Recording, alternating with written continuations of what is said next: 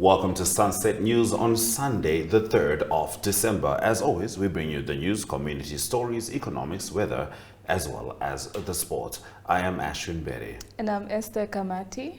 It is a lovely Sunday, but the news is serious, and let's get straight into our top stories. In our first story, the Parliamentary Standing Committee on Foreign Affairs, Defence and Security is proposing that the government allocate 20% of the dividends of natural resources to the War Veterans Fund to assist their plight. The recommendation is contained in a report on the benchmarking visit to its portfolio counterpart committee of the Parliament of Zimbabwe. The government should allocate 20% shares from all natural resources dividends to the War Veterans Funds for the development and sustainability of war veterans, the report said. The committee was also looking at the establishment of a Veterans Investment Corporation in order to grow the assets of veterans. This corporation would be entrusted with making investments to subsidize the growth of fund of veterans of the liberation struggle. It would also supplement fiscal resources for the improvement of the welfare of the veterans of the liberation struggle and their dependents, the report said. All right, Esther, any thoughts on that particular story?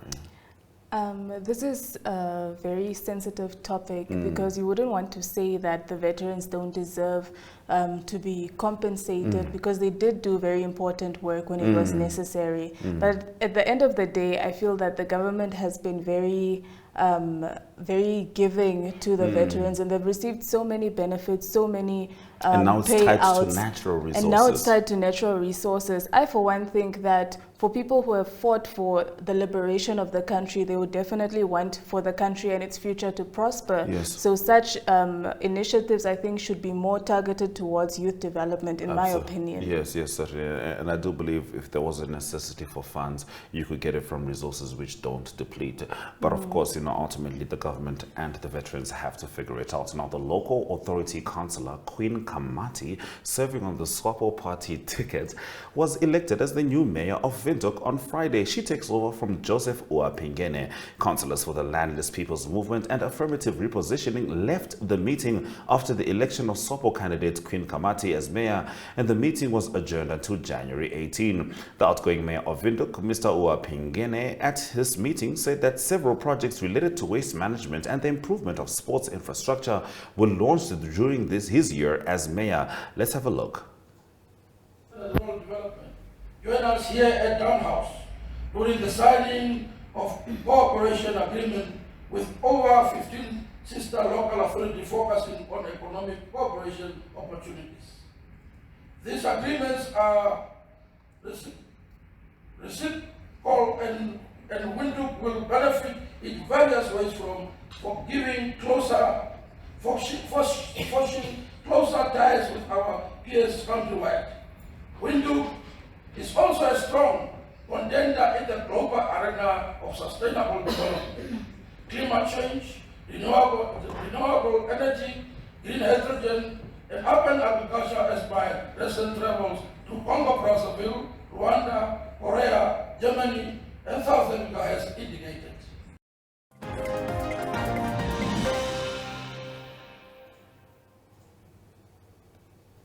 Now in our breaking news post, head of small and medium enterprises at Nedbank, Sam Ikela, shares challenges faced by the youth in pursuit of financial goals. He made these remarks at the Nedbank Youth Summit, which took place in Windhoek yesterday under the theme Bridge the Gap. In terms of financing, is obviously lack of access to financing. Yeah, there are issues that they are experiencing, especially when financial institutions are requesting for collateral.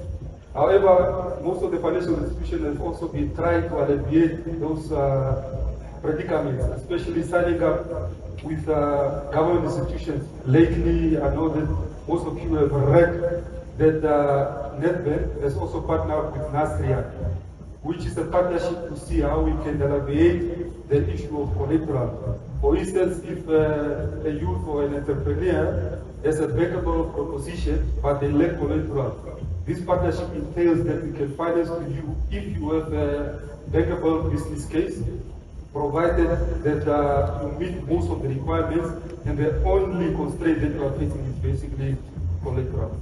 Secondly, we also know that there's a big issue of lack of access to markets.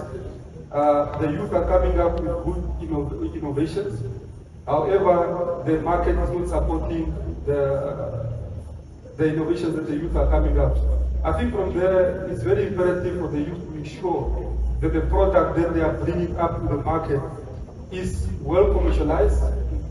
Proper due diligence was conducted before you come up with this market so that it can be appreciated by the market. So there are various institutions, especially the incubation centers, which are there to assist entrepreneurs with innovative interventions, but not necessarily means that that intervention is ready for the market. So I think access to financing is one of the biggest issues, challenges that the private and public institutions are trying to alleviate. And secondly, I think the biggest issue is also lack of access to markets.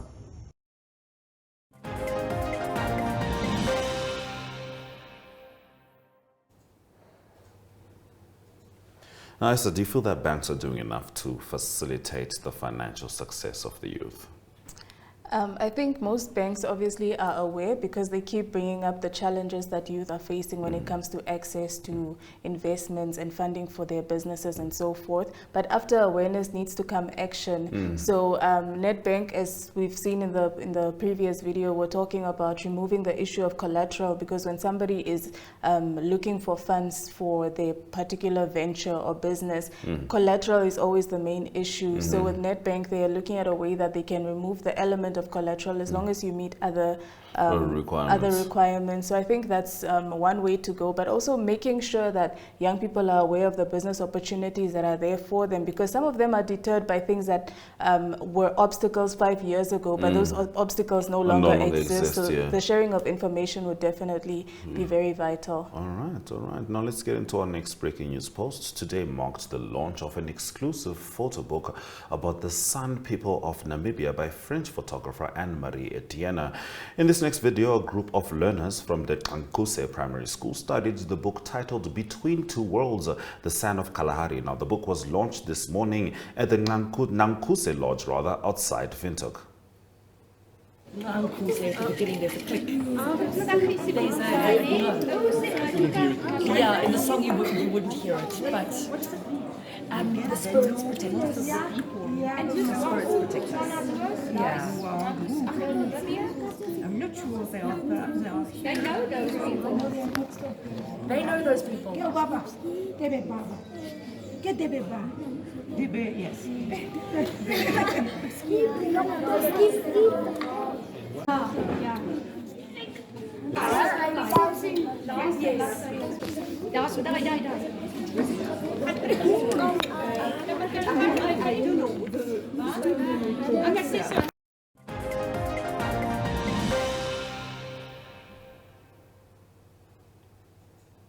Now, of course, those optics, usually raise a lot of questions, particularly amongst the new youth and the way that we view the world. What are your thoughts on this collaboration?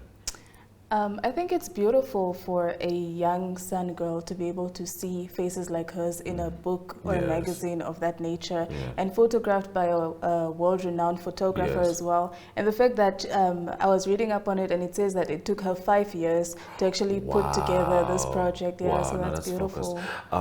Is there any detailing of how the profits are? The profits, in fact, she did mention that a share of the profits would go into developing or taking care of the San community, particularly in terms of access to health. So I think that's also notable. Absolutely, certainly noteworthy. Now, in economic news after the break, South Africa's currency is on track for 0.3% decline against the dollar. Stay with us.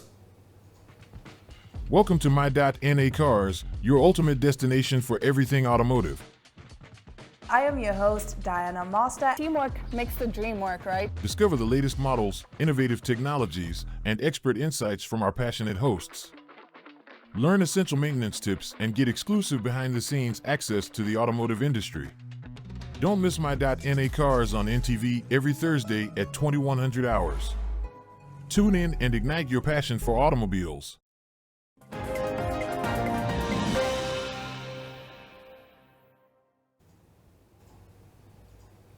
Now, November has been good to South Africa's rand for the past 5 years. This time is different. South Africa's currency is on track for a 0.3% decline against the dollar, one of only 4 emerging market peers to weaken. MSCI's Developing Nation Currency Index is set for a 2.9% November gain. That's in contrast to the rand's performance since 2018, when it strengthened 4 out of 5 times in November for an average gain of 3.4%, according to seasonal data compiled by Bloomberg. That's double the advance in the next best month, which would be May. Let's head straight into the indicators.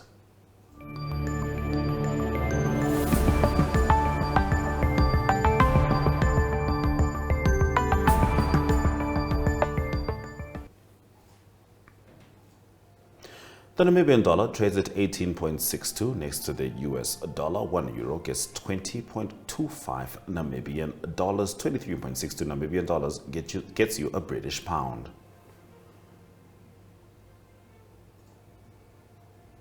Copper, gold, and platinum managed some upticks, the most significant coming from copper 1.66%, whilst Brent crude oil made a downturn of minus 1.58%. Now, at least 3 people were killed and 7 wounded in a bomb attack on a Catholic mass in the insurgency-plagued southern Philippines. More details in international news. Welcome to What's Cooking, where culinary passion meets expert insights. Somebody must really want to cook and want to cook good food. Immerse yourself in the bustling world of professional kitchens as top chefs create mouthwatering dishes. Join us for in-depth interviews as our host explores the experiences and expertise of our guest chefs. Don't miss out. Tune in to What's Cooking on NTV every Friday at 2100 hours and let the culinary adventure begin.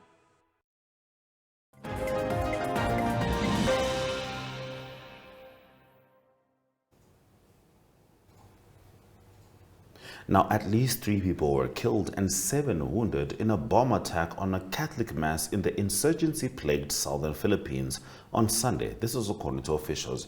The blast happened during a regular service at Mindanao State University's gymnasium in Marawi, the country's largest Muslim city. Regional Police Chief Alan Nobleza said, "We're investigating if it's an IED or grenade throwing," Nobleza said, referring to an improvised explosive device.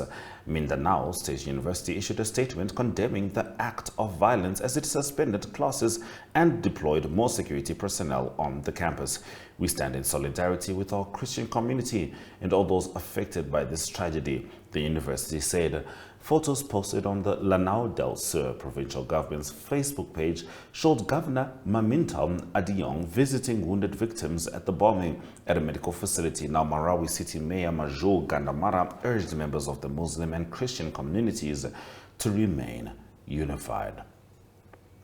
Do you believe that religious extremism is not getting as much attention as it should?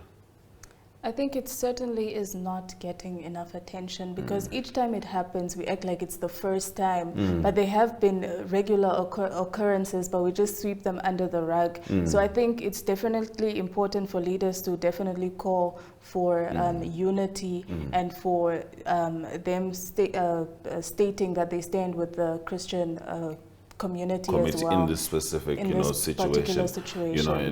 And of course, on all sides, in all different religions, there's all sorts of extremists, and sometimes some people may assert that leaders won't speak because that's their voting base, and we certainly hope that people can have some overarching unity when it comes to tolerance. Now, drowning in debt, more and more Americans are taking advantage of a Biden-era change that has made it easier to have student loans forgiven if they're willing to apply for bankruptcy.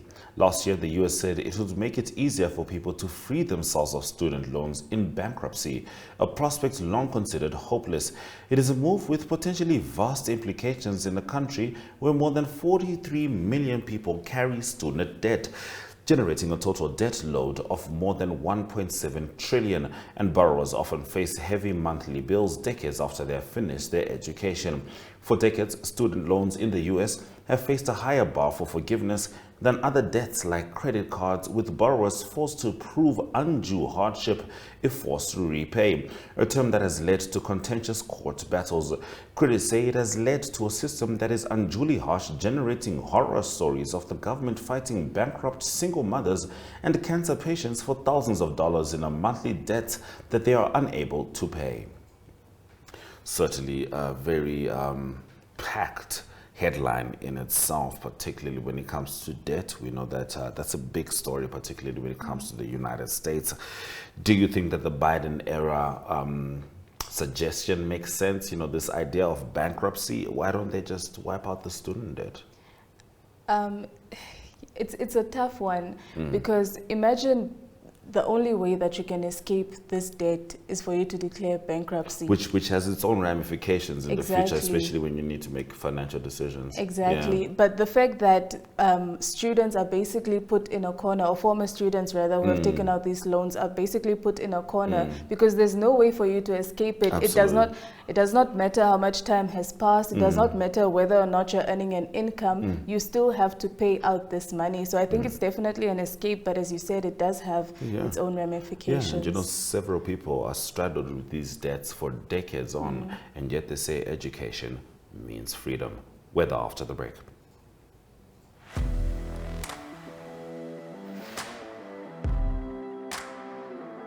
Hello and welcome to today's Sports Rep Show. I am your host, Jesse Jackson Kauraifa.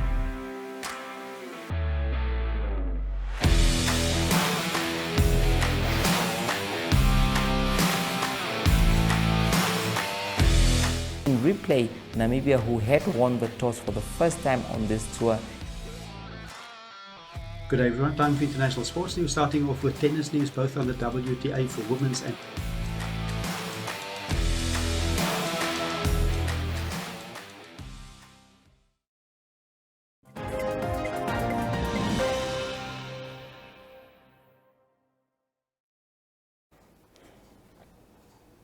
Is it raining? Is it warm? Is it cold? Is it windy? I can't tell from Windhoek's weather patterns. We do, however, have the predictions. Let's have a look at what you can expect from the entire country. Now, as I said, Windhoek partly cloudy, 30 degrees Celsius maximum expected. It is certainly hotter in Omaruru and Khobabis. Rains are in Oshakati and Ruakana, as well as Oshwarongo. At the coast, partly cloudy conditions abide. It is, however, sunny in Keetmanshoop, Ariamsvlei and Oranjemond. Windy in Luderitz, 15 degrees Celsius minimum. However, not quite as cold as Oranjemond, albeit being sunny. Those have been our weather conditions. Stick around for your sport.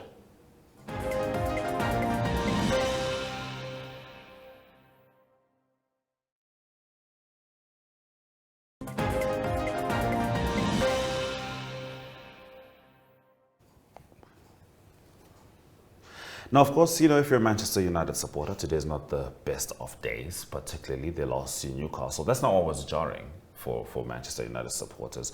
What was actually jarring for them was the fact that they're one shot at goal, Esther. I know you're not a football watcher, but it was one shot. They kicked once on target at the goal, and even that shot, the keeper just picked it up nice and gently. But it's okay, Esther. Esther's now particularly into international sports, so let's keep it local. Hundreds of triathlon athletes are expected to compete at the FNB Sandman event today in Swakopmund. Sandman Ultra Ladies section defending champion Benita Windisch this morning said that she was ready to give it another go and make it three in a row. Sandman Triathlon. It's very interesting. That's literally just for the strong, huh? Endurance race. It should be, considering that the current record holder has held the record for 2 years. Wow. And is trying to make it a third. I think this is her message. That's her message. Have a look. Right. Are you ready? Yeah. Ready? Yeah. Which distance? The long one, the ultra. The ultra. Yeah. You're the defending champion. Yeah. Uh-huh. So. Not many ladies doing the event. Yes. How did preparations go? Okay, not as good as previous years, but yeah. In terms of the weather? It's lovely weather. Perfect. Yeah, so you're out to do it 3 in a row, ne? Today. It will be your third one. No, this is I think my fifth Your fifth? ultra, so yeah. Yeah, but the Sandman, you won it must for 2 in a row. I think 1 or 2, yeah. 2. I think today is your 3rd one. Oh, let's see. Yeah. Okay. Thank you. Okay. It was Bonita, ne? Yeah. Thank you.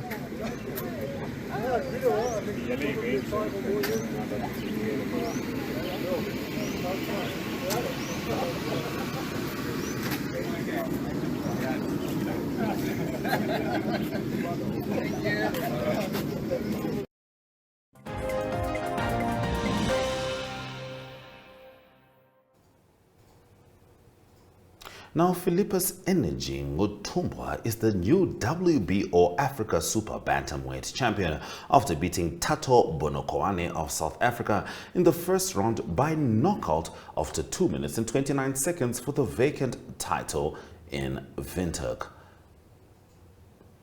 All right, let's head straight into our next sport story. However, I should let you know, Esther, that Arsenal beat Wolves yesterday. The score was 2-1, and Arsenal is absolutely still number 1 on the Premier League. All right. Now, the brave Gladiators of Namibia unfortunately lost 3-1 against Ghana in the first leg of the Women Africa Cup of Nations qualifier match. The second leg will take place on 5 December. How do you feel about the trajectory of the Brave Gladiators, rather? Do you feel they get the same support as the Brave Warriors? They certainly do not, but I think there's definitely room to improve. They should show us that they definitely have that fire, and that will get Namibians to rally behind them a bit more. Not saying they're not deserving, but we definitely need to see more from them. I'm a little worried about when Zenitha Coleman retires, you know, who can really fill her shoes, and we certainly hope that there's enough happening on a grassroots level in order to facilitate that. This is still Sunset News. More news after the break.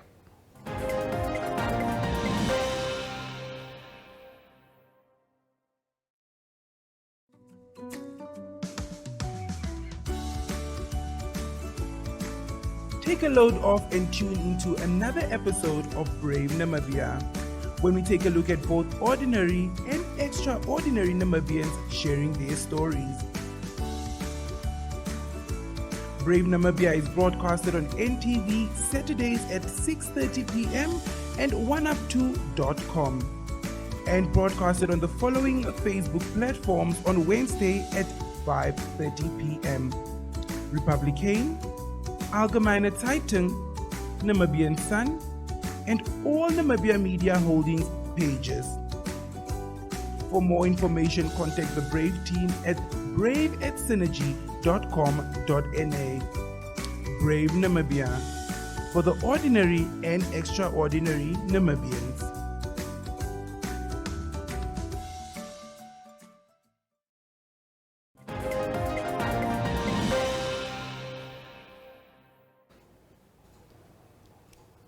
Now, in entertainment news, the VocalCast Music Festival was the perfect way to kick off festivities that await in December, and it surely delivered. Music fans flocked to Windhoek High School's Vechop Stadium yesterday, where they enjoyed performances by top names and danced the night away. A highlight was South African songstress Paige hitting the stage with some crowd favorites, as well as a few hits from her latest album. Shutting it down was music group Mikasa, who delivered their promise of a good time, despite a few showers in the capital, performing some of their biggest hits, including Jika and Mamela. I wish I was there. I had mad FOMO. I was keeping up with social media because Chill Namibian Sun was actually updating us on the concert. I regret not going. It looked lovely. It looked lovely. There's still a chance to go check out Judith Sapuma today. But we're going to head into the headlines shortly.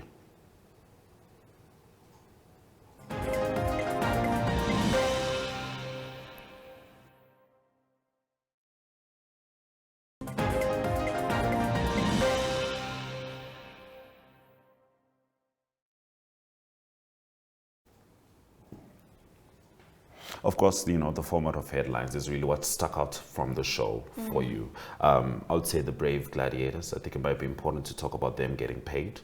Yes. on time. Several times they find themselves trying to hustle for back pay, you know, for work that they've already done.